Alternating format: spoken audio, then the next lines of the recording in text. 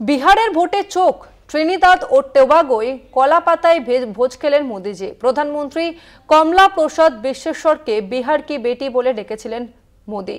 ক্যারিবিয়ানের এই অপরূপ দেশে গিয়েও মোদিজি বলেননি বিহারের নির্বাচন ভারতের বেটি না বলে তাই কি তাকে বিহারের বেটি নামেই ডাকতে হলো।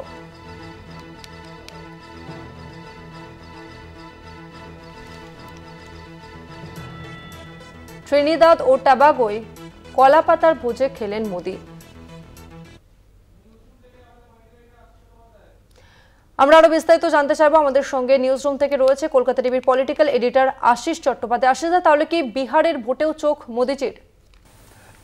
দেখো, যারা খুব বড় লড়াই করার লোক, বড় বীর, তারা নানান দিকে নানান ঘটনা ঘটলেও যে দিকে তীর মারতে চান সেদিক থেকে চোখ সরান না। অর্জুনের যখন অস্ত্র পরীক্ষা নেওয়া হয়েছিল, আমরা মহাকাব্যে পড়ি যে চারদিকে কত গাছ লতা পাতা থাকা সত্ত্বেও পাখির চোখ ছাড়া তিনি আর কিছুই দেখতে পাচ্ছিলেন না।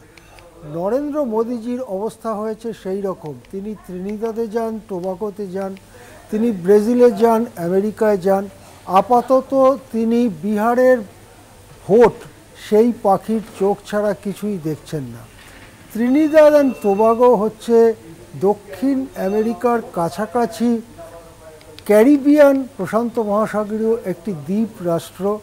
ভারতের থেকে কত দূর, তার সঙ্গে কী বা সম্পর্ক? ভারতের খুবই ক্ষীণ সম্পর্ক, মানে বাণিজ্যিক রাজনৈতিক সম্পর্ক বলছি।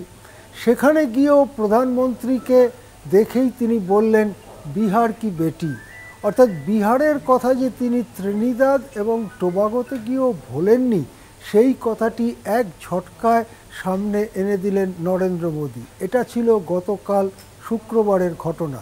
শনিবার আরও বড় চমক অপেক্ষা করছিল। দেখা গেল নরেন্দ্র মোদী ভোজসভায় বসেছেন, তার প্লেটের ওপরে একটি কলাপাতা, কলাপাতার ওপরে খাদ্যবস্তুটি কি সেটা ছবি দেখে ঠিক বোঝা যাচ্ছে না। তবে বিহারি কোনো খাদ্য হলেই বা আশ্চর্য কি? ওই যে বিহারের যে সমস্ত বিখ্যাত খাদ্যগুলো, আমি নাম বলছি না, আমরা অনেক সময় খেয়ে থাকি, আচ্ছা নাম বললেই বা ক্ষতি কী? ধরা যাক লিট্টি, লিট্টি হয়তো ত্রিনিদাদে গিয়ে খাচ্ছেন নরেন্দ্র মোদী কলাপাতায়। আসলে ত্রিনিদাদ এবং টোবাগোতে যে জনগোষ্ঠীর বিন্যাস, তাতে সবথেকে বড় জনগোষ্ঠী কিন্তু ভারতীয়। এই ভারতীয়দের কৃতদাস করে সেখানে শ্রমিক হিসেবে নিয়ে গিয়েছিল ব্রিটিশরা। সে অনেককাল আগের ঘটনা। প্রথম জাহাজটি বোম্বে উপকূল থেকে ছেড়েছিল 1 মে 1845।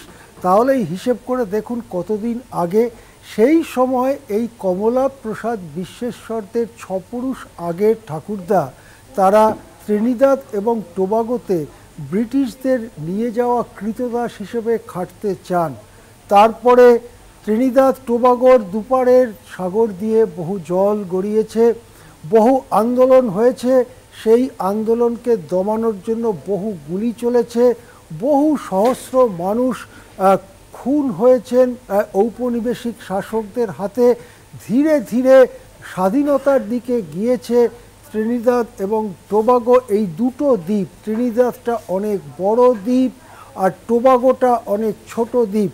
ত্রিনিদাদের আকার পশ্চিমবঙ্গের একটি মাঝারি জেলার মতো, আর টোবাগোর আকার আরও ছোট, এই কলকাতা শহরের মতো ভৌগোলিক আকার। এই দুটো দ্বীপের মধ্যে সাগর যায়, কিন্তু এই দুটো দ্বীপ নিয়ে দ্বীপ রাষ্ট্র, ক্যারিবিয়ানের অন্যতম রাষ্ট্র।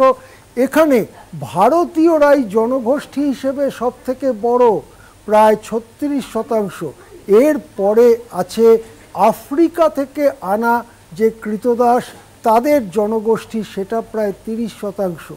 তারপরে তার থেকে নিচে রয়েছে ওই দ্বীপের আদি অধিবাসী যারা, তারা, এবং অন্যান্যরা, তার মধ্যে অল্প কিছু ইউরোপিয়ানও রয়েছে।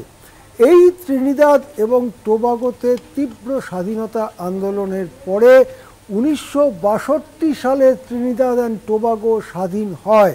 আমাদের 47 সালের থেকেও 15টা বছর পরে স্বাধীনতা পায় ত্রিনিদাদ অ্যান্ড টোবাগো। যেহেতু সবথেকে বড় জনগোষ্ঠী ভারতীয়রাই, তাই ভারতীয় বংশোদ্ভূতরাই, তাই ভারতীয় একজন প্রধানমন্ত্রী হবেন এটা কোনো আশ্চর্যের ব্যাপার নয়। আর প্রধানমন্ত্রী ভারতের, তিনি যদি ত্রিনিদাদে গিয়ে বলতেন ভারত কি বেটি, তাহলে ভারতবাসীর শুনতে ভালো লাগতো।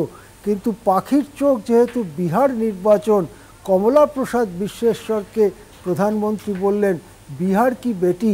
কিন্তু শুধু বিহার থেকে লোক যায়নি ত্রিনিদাদ অ্যান্ড টোবাগোতে, বিহার থেকে গেছে, উত্তরপ্রদেশ থেকে গেছে, বাংলা থেকে গেছে।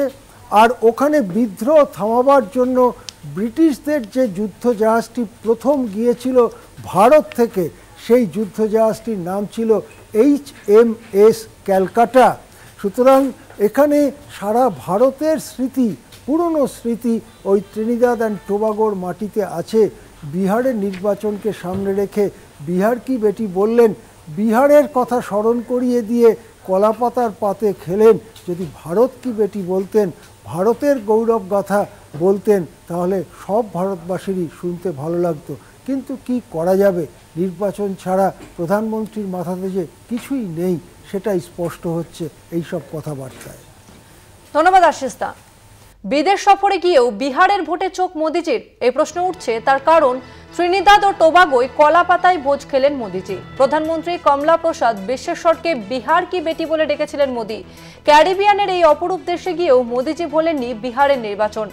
ভারতের বেটি না বলে তাকে বিহারের বেটি নামে ডাকতে হলো কেন, এই প্রশ্নই তো উঠছে।